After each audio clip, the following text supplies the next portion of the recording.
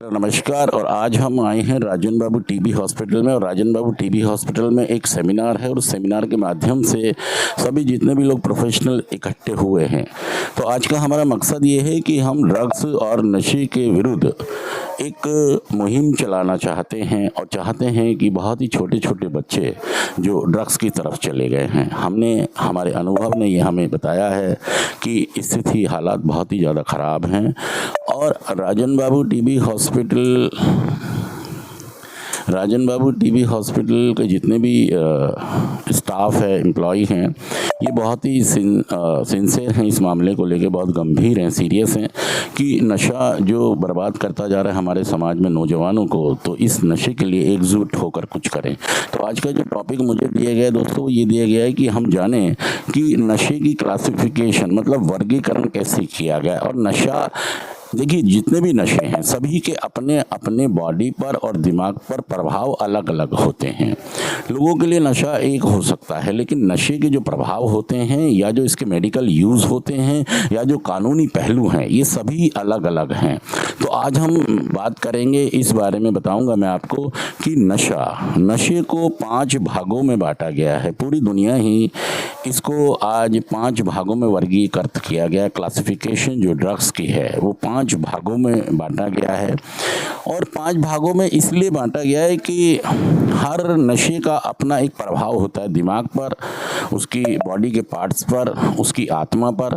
तो उन ड्रग्स के क्या क्या रोल हैं, जैसे अगर हम बात करें जो नशे अफीम से बनते हैं या जो केमिकल से बनते हैं या जो अल्कोहल है, शराब है, इनके असर क्या होते हैं दिमाग के ऊपर या बॉडी के ऊपर, और ये किस तरीके से व्यक्ति के दिमाग को प्रभावित कर सकती हैं और कितना प्रभावित कर सकती हैं और कैसे हम इनसे निपट सकते हैं। तो आज मेरा टॉपिक है, तो मैं बताना चाहूँगा सबसे पहले जो नशे का एक सबसे पहली कैटेगरी है वो है कि नशे को हम ये कहते हैं कि एक नारकोटिक्स एनाल्जेसिक, मतलब वो ड्रग्स जो अफीम से बनाई जाती हैं या अफीम के साथ कुछ केमिकल का मिश्रण करके बनाई जाती हैं।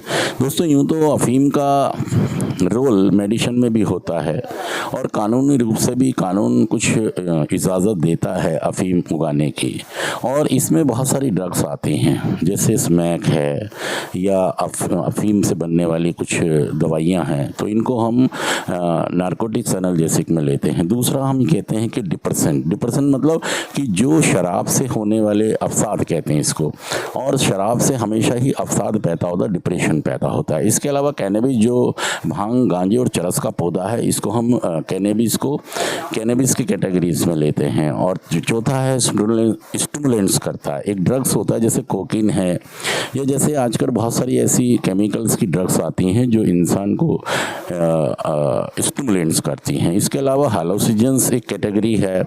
कुछ मेडिसिन आज बिल्कुल ही केमिकल्स पर आधारित हैं।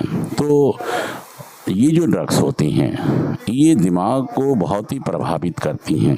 और दोस्तों, ये विषय एक और है कि छठा एक कैटेगरी और नई इजाद करने की सोची जा रही है, क्योंकि जैसे जैसे परिवर्तन आ रहा है समय में, वैसे ही नए नए ड्रग्स इंट्रोड्यूस हो रहे हैं समाज में और देशों में।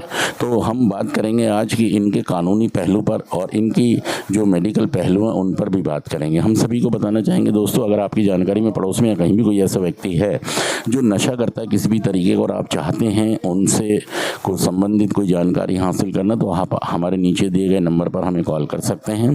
कहाँ कहाँ पर इसके इलाज हो सकता है। तो अभी मैं आपसे गुजारिश करता हूँ कि जो भी आपके सवाल हैं वो आप मुझसे कर सकते हैं और एक एक करके हम कोशिश करेंगे आपके सवालों के जवाब देने की। तो दोस्तों, आइए बात करते हैं सवाल और जवाब में कि कैसे नशा कितना नुकसान कर सकता है। थैंक यू दोस्तों, शुक्रिया।